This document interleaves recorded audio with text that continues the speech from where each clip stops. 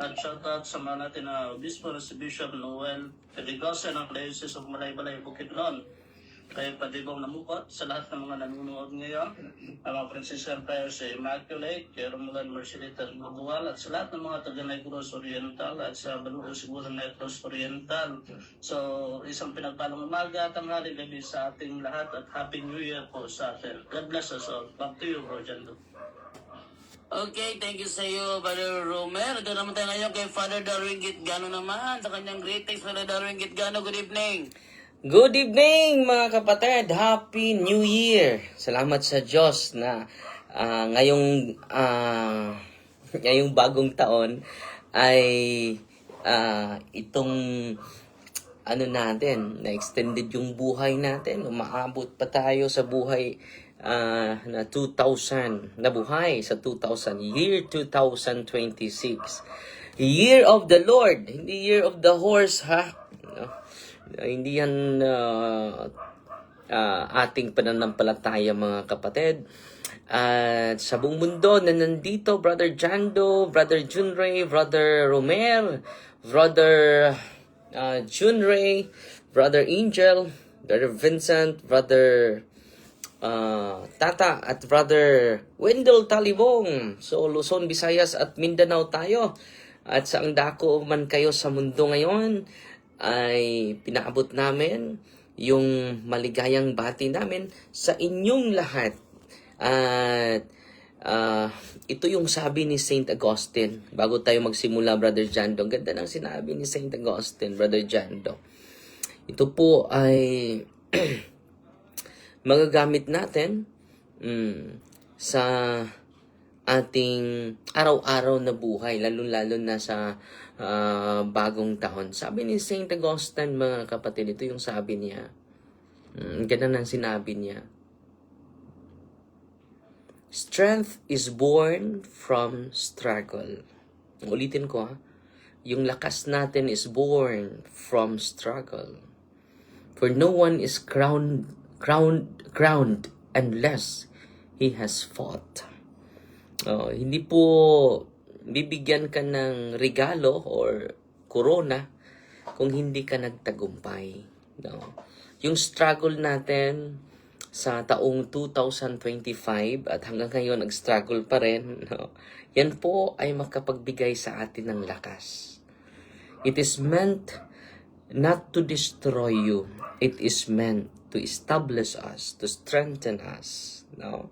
Dahil marami tayong matutunan sa mga problema, sa mga suffering na ating na-encounter in the year 2025. At handa naman tayo ngayon nahaharap sa mga bagong pagsubok na darating sa ating buhay this coming 2026, Brother Jando. So ngayon, simulan na natin ang tanungan portion, Brother Jando. Okay, unang katanungan dito is from Korean to. Hindi ko mabasa ang pangalan eh. Korean, sabi dito, tanong ko bro. Wait lang muna. Ate mo na ibigay ka para Junri pa sa kanyang greetings. Sorry, Junri from South Korea. Good evening. Hey, good evening and Happy New Year! Happy New Year po, Father. Wait lang, bakit walang Bible para po ng ko? Yan. Happy New Year and Happy New Year po, Pads. Happy New Year, Bro John Ray! God bless po, Pads. Actually, kaganina, pagkatapos ng misa dito, kumain kami, kasama yung pari namin. Tapos, pinaglalak ko sa kanya, Pads. Sabi ko, ito po yung namin Pads sa Bible study namin, sa spiritual director namin.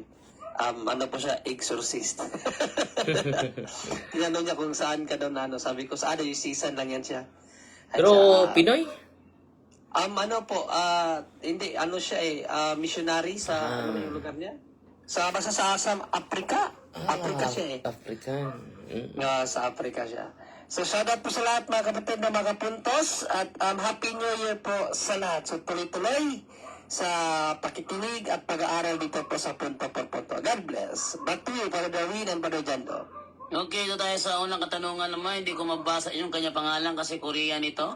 Sabi si Junior, makabasa Junior ito, pero ako hindi ko makabasa Sahin nito. ko, ano yung pangalan? Tingnan natin. Wait lang ha, pagkita ko sa screen ha, para Pagkita mo sa screen para basa natin. Para pabasa natin kay Brother Junry ito. Okay, ito lang. Ito. Ating buksan para mabasa ni Brother Junry. Kita tayo ngayon sa screenshot. Kasi di ko mabasa to eh. Ito ngayon, no? Ito. Buksan ko ha. Mabigyan natin ng recognition yung kaniyang pangalan. Ito. Ito ba rin, Junre? Paano basahin yan? Kay si Nin Jun. Ha? Shout out kay Nin Jun. Ninjun, Yes. Sabi ni Ninjun, tanong ko... Nin Jun. Minjun. Yan, Minjun. Minjun pala. Okay, tatandaan ko na to. Minjun.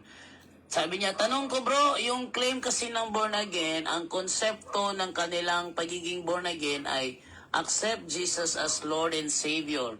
Pero yung paniniwala ko sa born again na tinutukoy sa Biblia ay sa mamamagitan ng pagbautismo. Teka, tanong ba to? Mukhang hindi yata tanong to Tanong niya, nakalimutan ng lagyan ng ano. Sige, pakipasagot para Darwin. So, totoo yun. Yung born again, ang original na salin niyan is born from above. Pero sa common understanding and common term natin is born again. So, accept Jesus as your personal Savior. So, yun po na laging sinasabi sa ating mga kapatid na mga born again. Tanggapin mo si Kristo na personal na tagapagligtas. Tayo Hindi ang po. simbahan. Honestly, Brother John Ray, tayo po ang nakatupad niyan. Sila po ay verbal lang. Personal talaga natanggap natin. Bata pa tayo through baptism po. Hindi verbal. Sa paglaki natin, mag-receive tayo ng sacrament of confirmation. Amen. At hindi lang yan, Brother John Ray, tatanggap pa tayo ng sacrament of confession. At hindi lang yan, tatanggapin na natin siya, His whole divinity, His whole divine person, Brother Brother John Ray, sa Eucharist. So sa kanila, verbal acceptance lang yon. Sa atin, hindi na natin pinagmalakihan ay. Mas mabuti hindi magsasalita, pinakita na natin sa gawa. So, Brother Nems, no? Yung pangalan niya? Minjun. Kapatid, yung born again na tinutukoy sa John chapter 3 verse 5, it refers to baptism po. At hindi po yan ano nila. John chapter 3 verse 5 ba yun, bro, no? Brother Jando, babasahin natin. Ano yan, Padre? John chapter 3 verse 5. John chapter 3 verse 5. Ito sabi to sa John chapter 3 verse 5. It says here, sagot naman ni Jesus, tandaan mo ang sinasabi kong ito. Malibang ang isang tao ay pinanganak sa pamamagitan ng tubig at ng Espiritu, hindi siya makakapasok sa kaharian ng Diyos. So yun po yung talata na laging gagamitin sa ating mahal na kapatid na mga born again, Brother Jando. O kami ito, nababasa kami sa Biblia. Pero hindi pala yan Christian denomination. At sabi ng mga church fathers natin, katulad ni Tertullian, ang kanyang komentary sa John chapter 3 verse 5, Brother Jando. Ito yung komentary niya. No one can attain salvation without baptism. So yung rebirth John, Brother Jando, it refers to the sacrament of baptism. Especially, patuloy kong mabasahin ang sinabi ni Tertullian, especially because the Lord has said, unless one is born of water and spirit. So literally, as a requirements, no? So, grabe yun. Isa yun sa mga requirement para makapasok ka sa kaharian sa Diyos. Normatively, as a requirement, not symbolism, it refers to the sacrament of baptism. So, without spiritual rebirth or without baptism, there's no salvation. So, at sabi naman ni San Agustin, church father natin, in the Saint Irenaeus of Lyons, si Saint Irenaeus of Lyons ay disipulo pala ito ni Saint John. Sabi niya, we are made clean by means of the sacred water and the invocation of the Lord, receiving regeneration unto God. Through baptism, John chapter 3 verse 5 restores what was lost in Adam. So, Adam, no, makita natin, Brother Jando, na totoo yun, yung kanyang huling punto, sabi niya na sakramento po sa bautismo yan, hindi po yan Christian denomination, Brother Jando. So yan ang tanong natin sa magandang, ayan sagot natin sa magandang katanungan galing ni kapatid na Mims, June, no? Brother Jando? Okay, may tanong ba dito? Matagal ang tanong na ito. Hindi ko lang nadidelete kasi hindi kami makasagot sa tanong na ito eh. Ikaw lang makasagot nito. Sabi niya, Father Darwin, nag-aral po ba si Father Neil Abalata ng exorcism dyan sa Neil? St. Michael Exorcism Center? Sino yan? Sabi niya, Father Darwin, nag-aral po ba si Father Neil Abalata ng exorcism dyan sa St. Michael Exorcism Center? Baka kasi may nag-claim eh na nag-aral daw dito sa center. So, Wala clarification lang. akong na-encounter na Father Neil dito, kapatid. Wala tayong na-train dito sa Exorcism Center na kapangalan sa paring yan, kapatid. Wala. Okay, so dito naman tayo ngayon sa next naman from Josefina Jordan Sarmiento. Good evening po everyone at kay Reverend Father Darwin Anyabergit Gano. Yung pong pera na inilagay sa kamay ng patay noong burol, ano po ba ang pwede gawin? Paano po ito iaalis? So, pinabaon nila yung pera sa kabaong, Brother Jando. No. Unang-una, kapatid, hindi na kailangan. No? So, related yan sa superstitious belief, Brother Jando eh.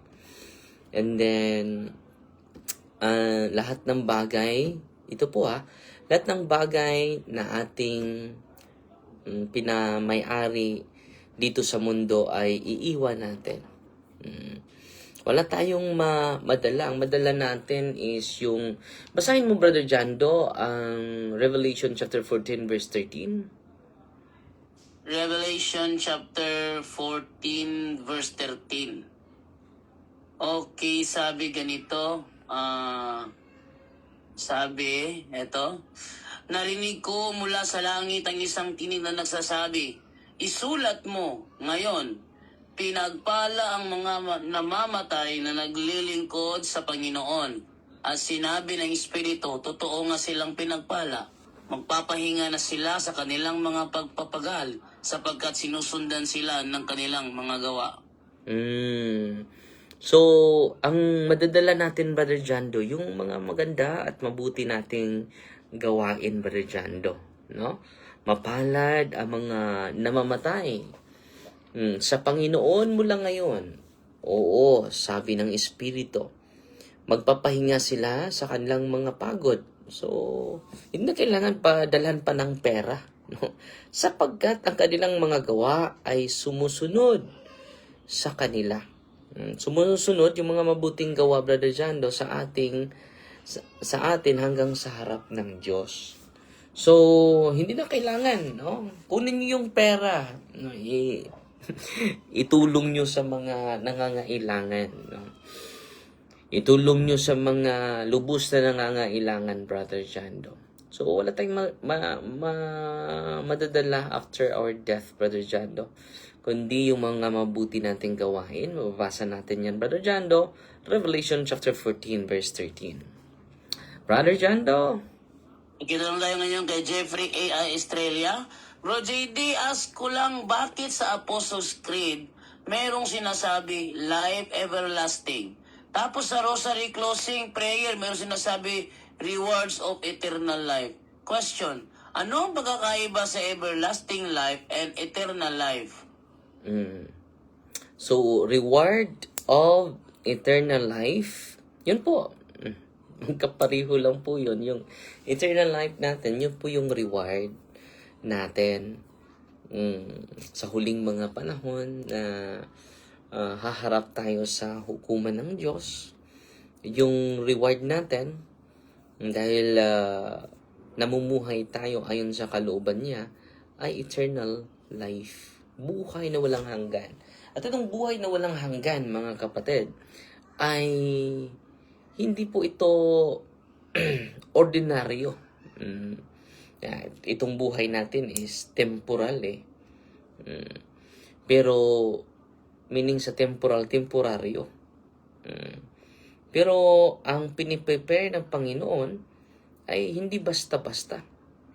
Eternal life. No? Sabi sa mga church fathers natin, katulad ni Saint Irenaeus. Basahin natin ito yung sinasabi ni Saint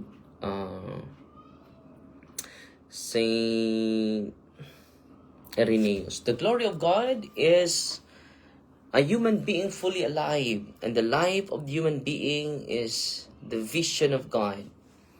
So, ang vision of God para sa atin, mga kapatid, makatanggap tayo ng buhay na walang hanggan. No? Dahil itong buhay natin ay temporary lang. No? Wala na tayong ibang buhay po. Sa after this life, either eternal punishment and eternal life, eternal joy. No? So, not by becoming God by nature, but sharing in God's life by grace. Hindi tayo maging Diyos baka pupunta tayo doon, no? At akalain natin maging Diyos na tayo. At ito, ang ganda ng sinabi ni Saint Augustine. Eternal life is the perfect peace of soul and body, where God is all in all. So, ang eternal life, mga kapatid, perfect na kapayapaan, Brother. No? Kumpleto na po yung kapayapaan sa ating kaluluwa at sa ating katawan. So, after na sa general judgment, mga kapatid. So, eternal life means complete peace and fulfillment. No more sin. Ang ganda nito, Brother Jan. No more suffering. No more fear. No more death. Yan po ang piniprepare ng Panginoon sa atin. True life is an ending progress in goodness. Yan po ang sabi ni Saint Gregory of Nyssa. No?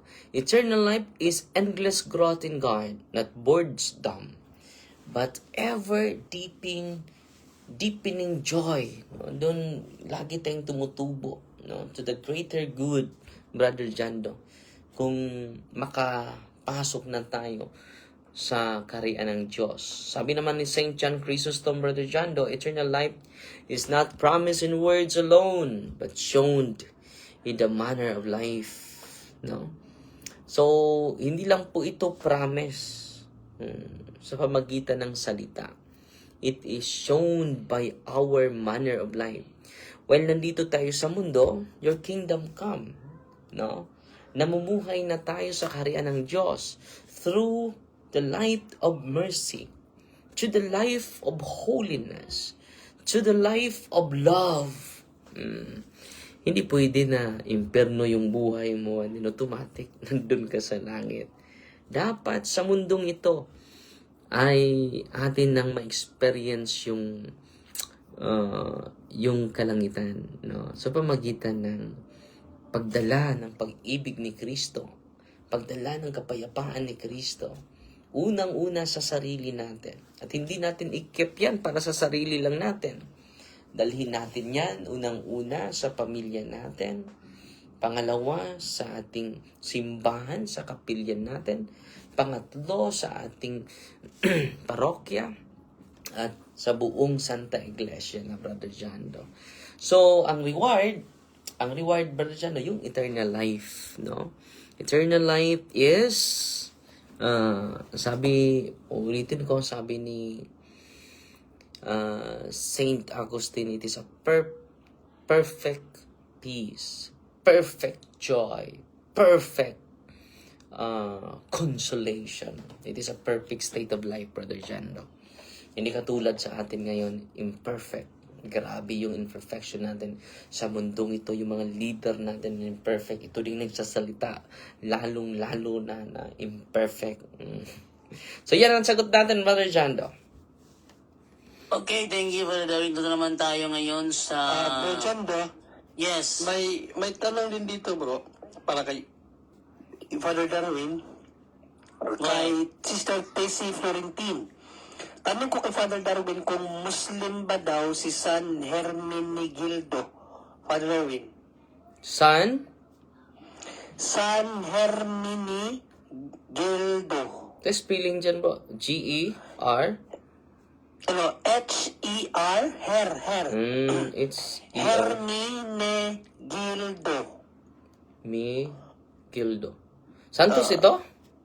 San daw eh. San Hermenegildo. Muslim ba daw siya, Father? Tanong dito. Hermenegildo. So, ano yan? Patron ba niya yan? Si Saint Hindi ko Hermenegildo? alam. Basta tanong niya, Padre, kung Muslim ba daw? Dito, sabi niya sa history ni Saint Hermenegild, year 6th century po. Sa Spain po siya. No? So, ang totoo, hindi po siya Islam dahil ang Islam ay hindi pa po nag-exist sa panahon niya. So, he was born an Arian Christian. So, Arianis pala ito si Saint Hermenegild, no? He later converted to Catholic Christianity. So, sakop siya sa Arianism, bro. Arianism. So, yung nagturo, ano ba itong turo sa mga Arianism? Nagturo sila na patungkol ni Kristo na hindi siya Diyos. Si Kristo ay hindi Diyos. So, ang modern Arianism ngayon, ang mga iglesia ni Kristo, the Son is not eternal. There was a time He was not. The Son is a creature, the highest and first of creatures, but still created. The Son is not fully God, therefore not equal to the Father. The Son is of a different substance, heteroseos from the Father.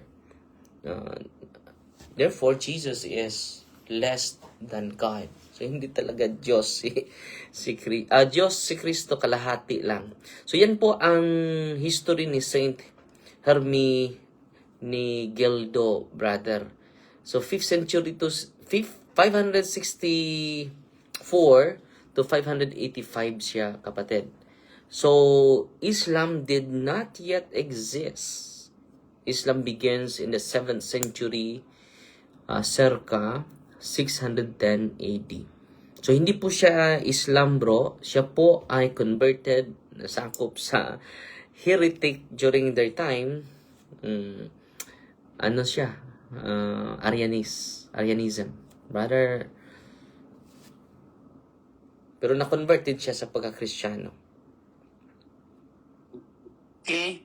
Ito naman tayo ngayon sa ano naman. Ito naman tayo sa next tanong naman is from Jobert Alentahan. Sabi niya, bro, tanong ko kay Father Darwin, pwede pa ba kainin ang mga prutas na pampaswerte?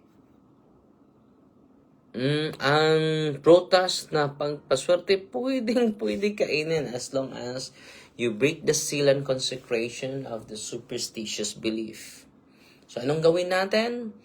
In the name of Jesus, I break the seal and the consecration of this food. And then bless us, O Lord, and this is a gift which you're about to receive your bounty through Christ, our Lord. Amen. At before ako malimot, Brother John, no, buti na alala ko na this Sunday po, mag-prepare kayo ng chok, ha? And then mag-bless ako para sa Epiphany chok, Brother Jando, this coming Sunday. At meron akong pinopost po na for blessing. Tatay ang mag-pray nito. Nandyan po sa timeline natin. So, Brother Jando, ano pa yung mga... Daming tanong dito, daming tanong. Sige, Sabi Brother dito Jando. sabi ni Ayans, nasagot na to ni Brother Darwin pala ngayon, oh. Sabi niya, bro, mag-blessings Father karon.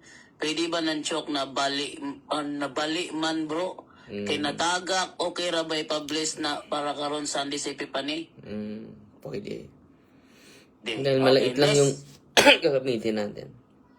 Okay, next na tanong naman is from Renz Gio Giden. Sabi niya, good evening po para Darwin and Bro Jando. Ask lang po ako, bakit hindi kasali sa Revelation 21:8 ang pagsusugal na hindi makapasok sa langit? Venial sin lang po ba ito? Thank you very much po. Pagsusugal, no? Unang-una sa general na yung bisyo, Brother Jando, no? Yung vice, general na po yun. Kasali na po yan sa bisyo. At babasahin natin, yung pagsusugal ay nandyan yun sa inordinate desire, no? Ang kayamanang galing sa swerte ay walang tibay at hindi pinagpala.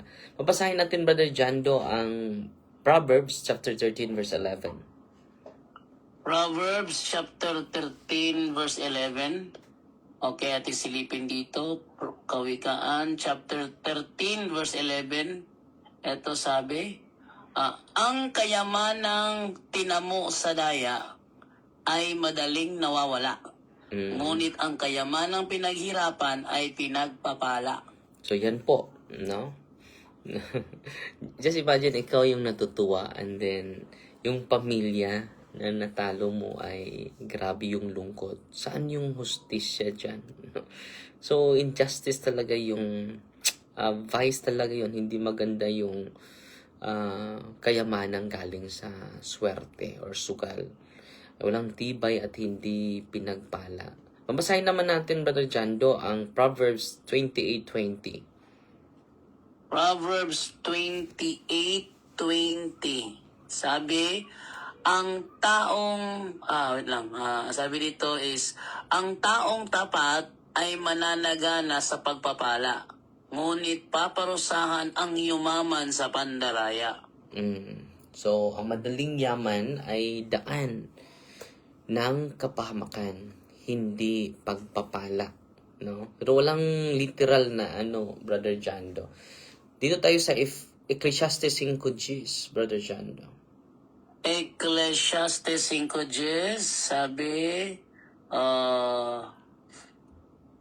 ang gahaman sa salapi ay walang kasiyahan, at ang sakim sa kayamanan ay hindi masisiyahan sa kaunting pakinabang. Ngunit ito man, walang kabuluhan.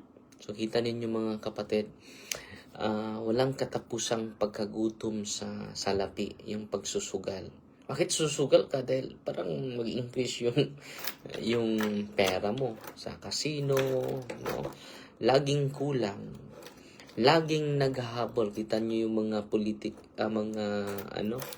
yung mga public engineer sa flood control, di ba? Matatalo sila 100 million sa isang gabi lang, no? Dahil walang katapusang pagkagutom. Laging kulang, laging naghahabol sa pira, no? So, dito naman tayo sa Luke chapter 12 verse 15, Brother Jando. Luke chapter 12 verse 15. Okay, 12:15, sabi, at sinabi niya sa kanilang lahat, mag-ingat kayo sa lahat ng uri ng kasakiman, sapagkat ang buhay ng tao ay wala sa dami ng kanyang kayamanan. Kita ninyo, no? Ito po ang nangyayari sa atin. Ang pagsusugal ay kasakiman na nagbalat kayo bilang libangan. Na nagbalat kayo in disguise, Brother Jando. But it is all about kasakiman sa pera po. At mag-ingat po tayo dyan. No? At dahil dyan, nabibilanggo na tayo. Kaya hindi yan literal pero implied, Brother Jando, sa banal na kasulatan. At babasahin naman natin huling talata, Brother Jando, ang Matthew chapter 6 verse 24. Matthew 6:24. Okay, sabi, walang aliping makapaglilingkod sa dalawang Panginoon, sapagkat kapupuutan niya ang isa at iibigin ng ikalawa. Paglilingkuran ng tapat ang isa at hahamakin ang ikalawa. Hindi ninyo maaaring paglingkuran ng pareho ang Diyos at ang kayamanan. So, dito po, marami sa atin na hindi na makasamba dahil sa pagsusugal sa manok. Hindi na makasamba. Ang taas ng oras sa madyong. Pero sa pagrorosaryo ay napapagod na. Pero pwede. Walang tulugan sa madyong, walang tulugan sa tungits, walang tulugan sa tinatawag na hantak, no? Ang Tagalog sa hantak, Brother Jando, kung may patay, Karakrus. Karakrus. So, bakit ganun? May oras tayo sa sugal, wala tayong oras sa Panginoon. No. So, you cannot serve two masters at the same time. You can hate the one you can love the other one. So, malinaw na kahit hindi yan literal, hindi naman lahat ng literal babasahin natin sa Biblia, Brother Jando, but it is implied, no, na hindi talaga maganda. Brother Jando? Okay, next tanong naman dito is from Pauline de la Riarte Yap. Good PM bro, pakitanong kay Father D kung okay lang humingi ng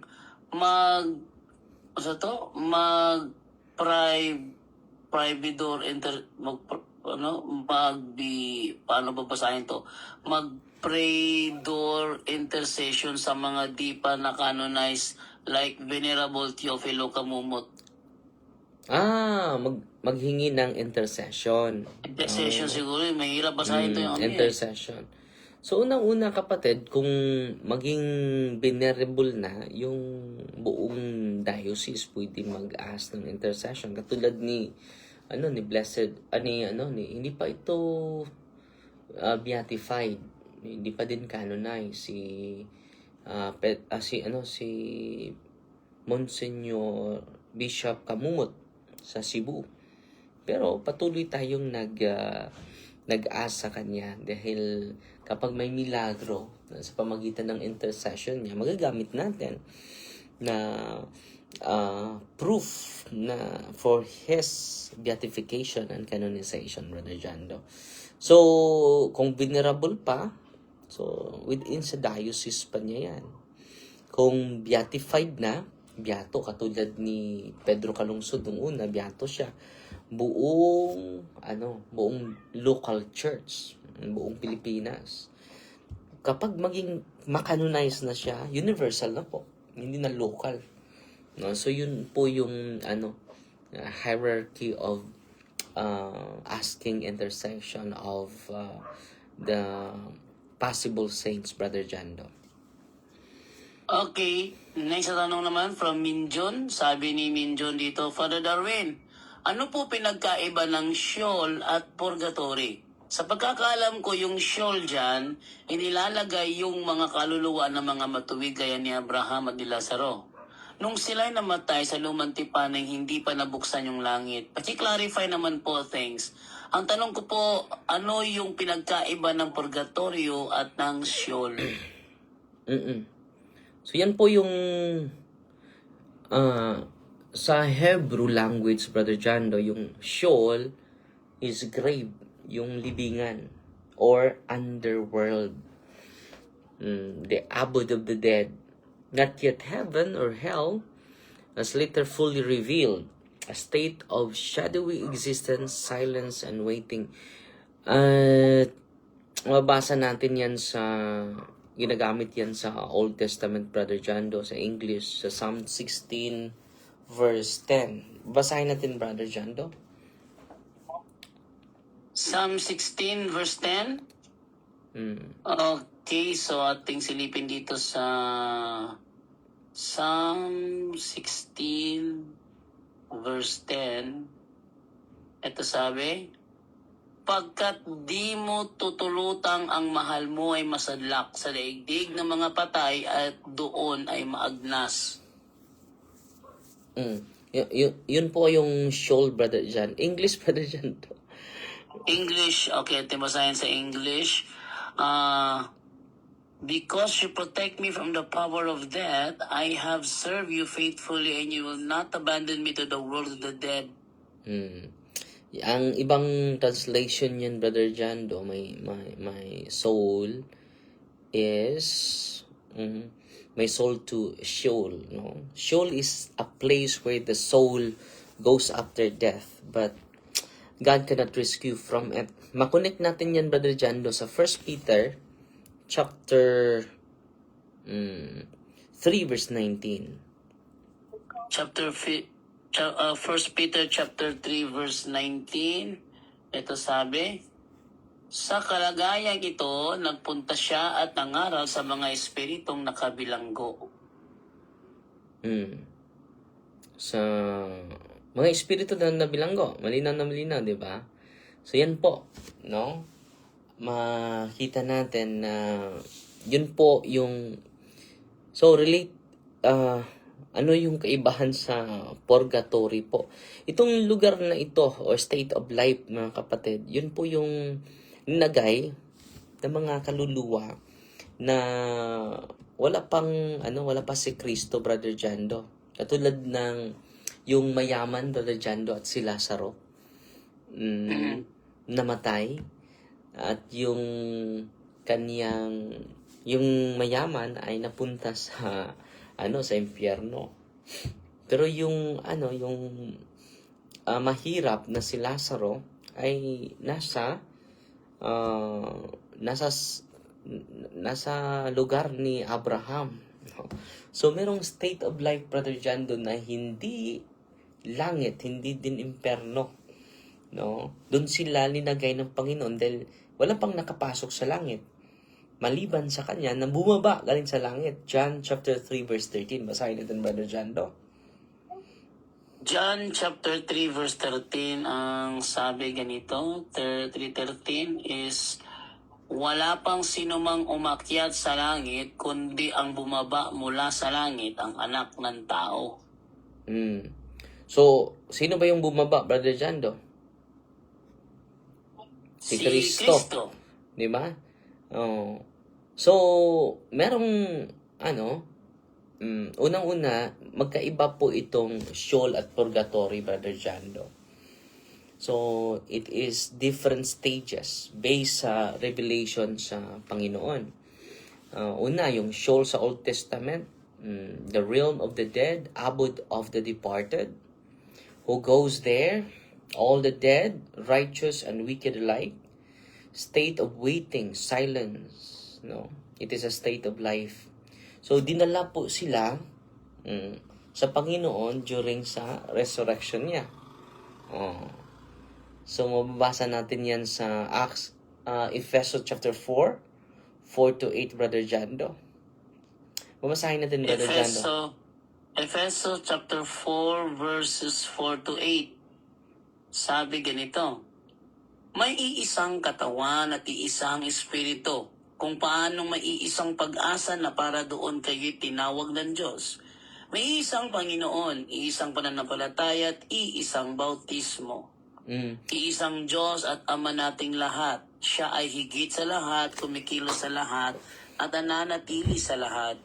Ang bawat isa sa atin nakatanggap ng tanging kaloob ayon sa sukat ay binigay ni Kristo. Ganito ang sinasabi ng kasulatan.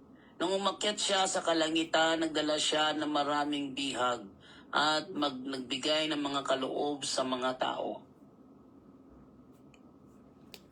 umakyat siya, no, sa kalangitan. Nagdala ng maraming bihag. So, yun po yung mga nasa Sheol, Brother Jando. Pero itong purgatory, Brother Jando, sa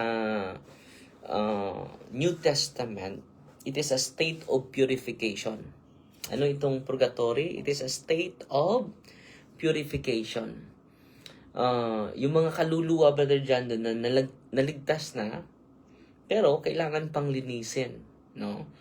So yung purgatory, Brother Jando, it is a state of purification after the resurrection of Christ. So yung Sheol before the resurrection of Jesus. Ito naman, yung purgatory is after Christ's resurrection, Brother Jando.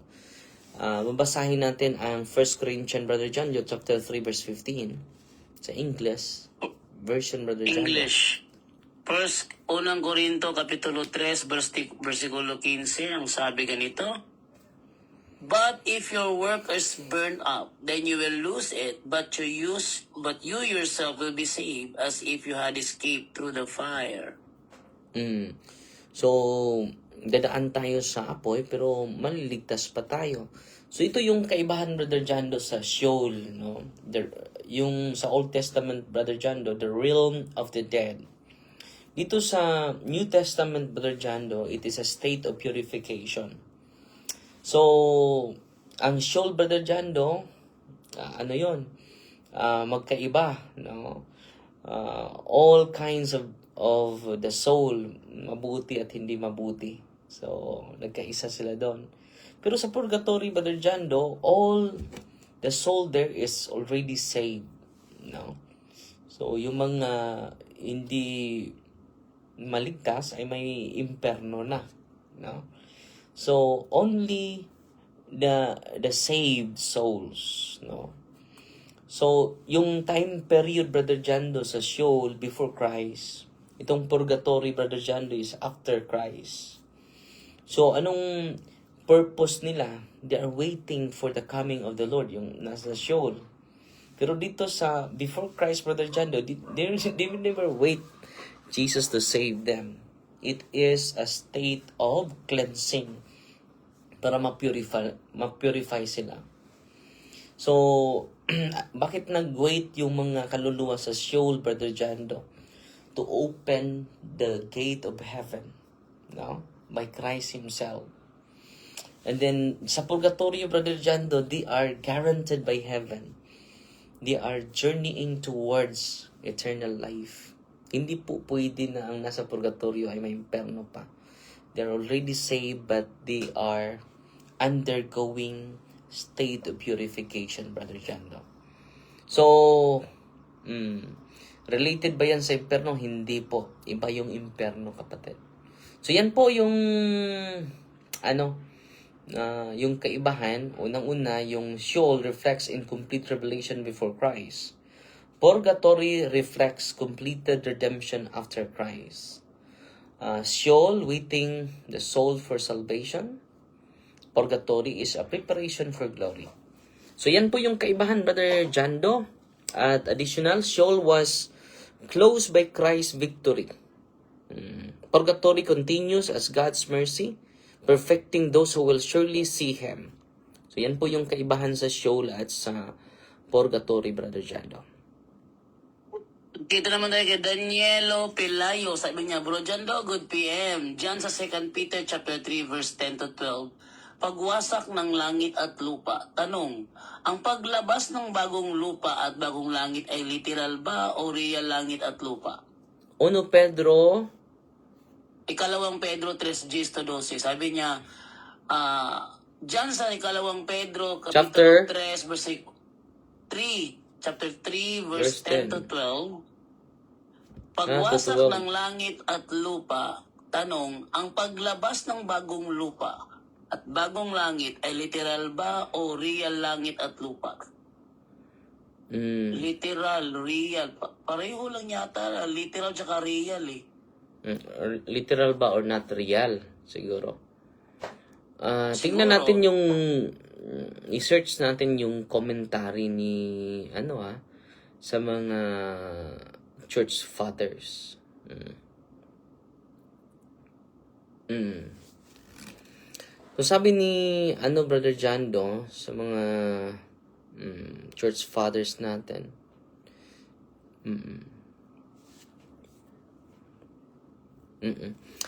Sabi ni Saint Irenaeus sa komentary niya sa 2 Peter chapter 3 verse 10 to 12. The fashion of this world passes away, not by annihilation, but by transformation. So itong mundo natin, Brother Jando, sabi sa reflection ni Saint Irenaeus of Lyons, Brother Jando, passes away yung mga bagay na material, it passes away not by annihilation. Ano siya, Brother Jando, it passes away.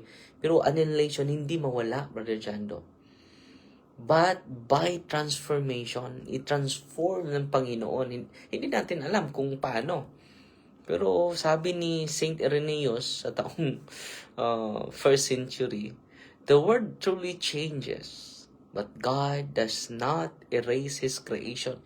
Hindi niya i-erase yung kanyang nilikha, Brother Jando. Katulad ng fire, renews it. So yung apoy, mag-renew sa mga example, yung putaw. Anong Tagalog sa putaw, Brother Jando? Bakal, di ba? Ma-renew yan, ma-form yan, ma-reform yan through apoy, no? So, ganun din, the fire spoken of the scripture is purifying fire, which consume what is evil and refines what is good. So, very symbolic po yung language niya, fire, no? So, meaning to say, the Lord will transform everything, no? At the end of the day. So, the fire is real, but its purpose is purification, not destruction. So, fire is real, pero yung purpose, Brother Jando, is purification, not destruction. So, yun po yung sabi ni Origen. Consistent sila nito, Brother Jando, no? Pati na yung sabi ni Saint Augustine of Hippo. The world will pass away in its present form, yet it will not be utterly destroyed. Hindi po talaga literal na mawasak, Brother Jando, but change into a better condition, into a best condition. So dito Brother Jando, so the idea ng literal na total annihilation, he rejected. Hindi po magugunaw yung mundo. The Lord will transform it. Yan po yung isipan ng mga church fathers natin, Brother Jando. Okay, ito naman tayo kay Argel Pagara. Sabi niya, unsay meaning anang 1 Corinthians chapter 3 verses 10 to 15. Sinagot na po ni Father Darwin, purgatory. Ito naman tayo ngayon kay Aida Bro, Casiles. wala nang oras, bro. Last na lang siguro to. Sige. Aida Casiles, ask ko lang, Father, ano po gagawin sa bata na albularyo? Ang lola, ano gagawin sa bata na albularyo ang lola, pero hindi po sila makasama na tinitirhan, pero magkita po sila minsan. So, unang-una, dapat na ma-renounce, hindi lang sa bata, kundi sa buong pamilya, sa buong angkan. I-renounce dapat, Brother Jando. So, meron tayong mga solemn renouncement na makatulong sa atin. At dapat din ma-deliverance at ma-confess nila yung mga ninuno nila na grabe yung occult contamination. At tayo naman siguro lahat, hindi naman tayo makaiwas niyan, no? So, kailangan natin na dagdagan yung kaalaman natin at i-renounce natin ang buong puso, Brother Jando. Dapat ma-renounce, dapat din ma-deliverance yung bata, and then buong pamilya ay magsagawan ng solemn renouncement po. At lapit kayo sa pinakamalapit na exorcist. At dito sa ating office, Brother Jando, from Thursday to Sunday po yung open natin. Dapat 8 a.m. nandun na po kayo dahil bawat isa sa atin kailangan mag-renounce talaga para hindi tayo masasakyan. Natural natin na galit, sasakyan nyo ng demonyo, maging preternatural na yan at mawala tayo sa sarili, Brother Jando. So, kailangan ma-renounce talaga, hindi lang sa bata, kundi sa buong angkan. I-renounce natin yan. So, kaya may center tayo para magkaisa tayo at matulungan at ma-educate tayo how to renounce, Brother Jando. So, Okay, mag-bless go na ahead, tayo, Brother. Brother Jando, ha? Yeah, go ahead. Okay. So, kung may chop na kayo, walang problema. Isasali ko na lang sa pag-bless. So, this Sunday, mag-bless din ako para sa inyo, ha? So, Happy New Year sa inyong lahat.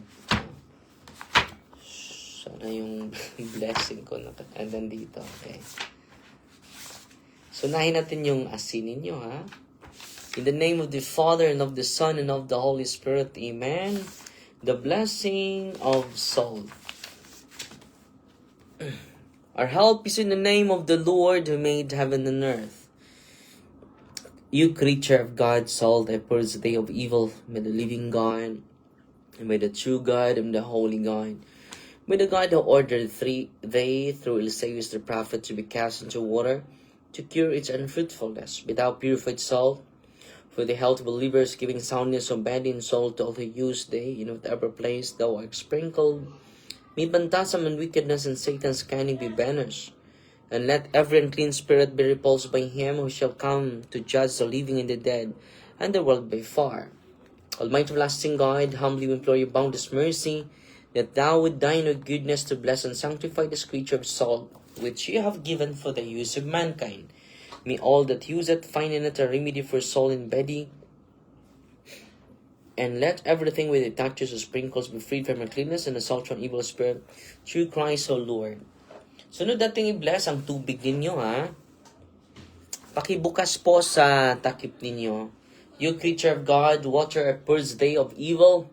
In the name of God the Father Almighty, in the name of Jesus Christ, His Son, the Lord, the power of the Holy Spirit, that thou mayest be water fit to brace us against the envious foe. Mayest thou be empowered to drive him forth, and exalt him together with his fallen angels, by the power of the selfsame Jesus Christ, O Lord, who shall come to judge the living and the dead in the world by far. O God, who for man's salvation dost dispense wondrous mysteries, with the vacation shine of water, hearken to our prayer, pouring forth your benediction upon this element which is consecrated manifold purifications. Let this creature serve you in expelling demons and curing diseases, whatsoever the sprinkles in the homes of the faithful, be cleansed and delivered from harm, and such homes enjoy spirit of goodness, and the air of peace, freed from painful and needy snares by the sprinkling of this water. May everything opposed to the safety and repose of them that rule therein be banished, so that they may possess the world being deceived, and calling upon your holy name, and be protected from all peril through Christ our Lord. May the salt and water be mixed together, in the name of the Father, and of the Son, and of the Holy Spirit. Amen. Haluan nyo ng konting salt yung tubig ninyo. Author of invincible strength and King of conquerable empire, ever the glorious triumphant one, who restrained the force of the adversary, who overcome the forces of the devouring enemy, who boldly put them down, hostile influences prostrate and fearsome, we beseech you, Lord. Consider kindly this creature of salt and water, make it honor and sanctify it with the dewy sweetness, wherever the sprinkle in your name, may the villas infection cease, venomous terror be driven afar.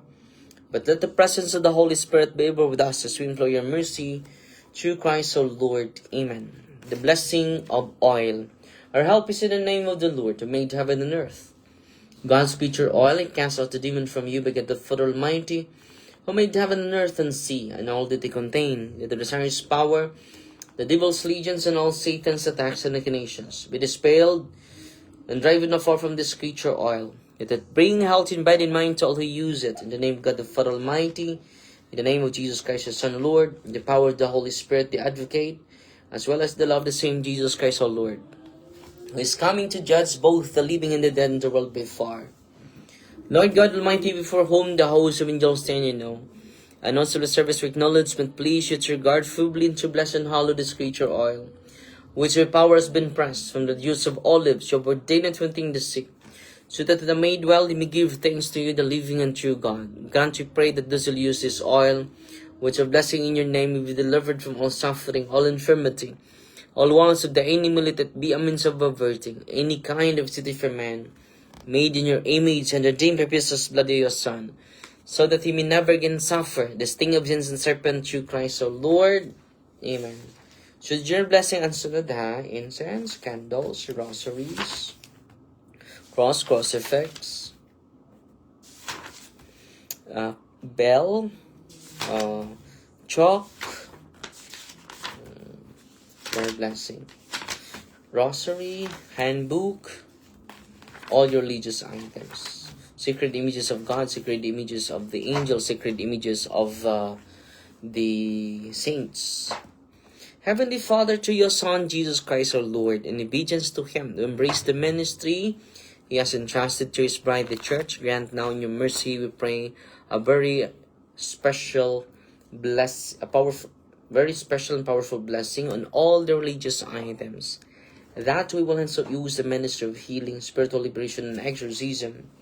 Dying that through the blessing you bestow, may it be a very potent, terrible weapon against the attacks of the evil one and his legions. May these religious items might restrain the devil and his demons and all unclean spirits, rendering them powerless and able to harm the black church of peace and people to whomever. These are used in the exercise of the ministry, wherever it is kept. Men clean and diabolic spirits flee in fear, never daring to harm, nor even approach. This we ask in the name of Jesus Christ our Lord. Amen. So, magsagawa tayo ng simple prayer of deliverance lang ha. In the name of the Father, and of the Son, and of the Holy Spirit. Amen. In the name of Jesus, I forbid any demonic interaction and communication, and I seal this holy area with the precious blood of Jesus Christ. Dear Mama Mary, I humbly ask to protect me and all those people in our lives whom we cherish from all the retaliation of the evil spirits as we do this ministry. Cover us all with your mantle of love and protection. In the name of Jesus, I break the seal and the consecration upon you. In the name of Jesus, I break all curses sent against you and all spells around you. In the name of Jesus, I break in holy ties, links and bandages within you and all adversaries and spirits. In the name of Jesus of Nazareth, to his tremendous powers, God, and to his most powerful and salvific name, I rebuke, repudiate, bind, and cast out all unclean spirits to depart from us, and fill us with your presence, love, healing, and consolation. And I seal all of you to the most precious blood of Jesus Christ. I consecrate all of you to the sacred death of Jesus, Immaculate Heart of Mary. Amen. The Lord be with you. And with your spirit. The Almighty God bless you in the name of the Father, the Son, the Holy Spirit. Amen.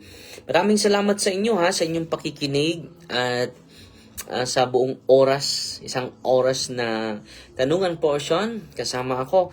This coming Sunday na naman, magkikita na naman tayo. At sana po ay marami kayong natutunan sa gabing ito. At sa inyong mga katanungan, marami din akong natutunan. At hindi tayo titigil sa pag-feed sa ating intellect para ma-purify po yung intellect natin and then ma-strengthen po yung will natin. Yan po yung higher faculty of the soul sa ating lahat po. At salamat po sa inyong lahat ha. And then, pasalamat din ako sa mga tumutulong ni Brother Jason Bacolta. Si Brother Jason Bacolta ay isang ex-seminarian po. At meron siya malubhang sakit, kailangan niya ng kidney transplant. Kahit 5 pesos lang, makatulong na po yan sa kanya. So, meron tayong 648 followers sa Facebook. At sa YouTube channel natin is 335,000. So, 5 pesos lang. Ito yung umaabot na po tayo ng 259,217.95 centavos. At kailangan niya ng 3 million. Ito po yung BDO account niya. Jason Bacolta, 011-700-101-526. Ang GCash niya ay 0927700537 po. Kahit 5 pesos lang, makatulong tayo sa kanya at makaligtas tayo ng isang buhay, no? At salamat din sa inyo ha, sa mga tumutulong sa ating mga seminaryan. Meron tayong 26 seminarians at meron ding lumapit sa atin na magpatulong, no? More than 100,000 na po this coming January. First week sa January, magbabayad na naman tayo. At meron namang lumapit sa atin na seminarian, no?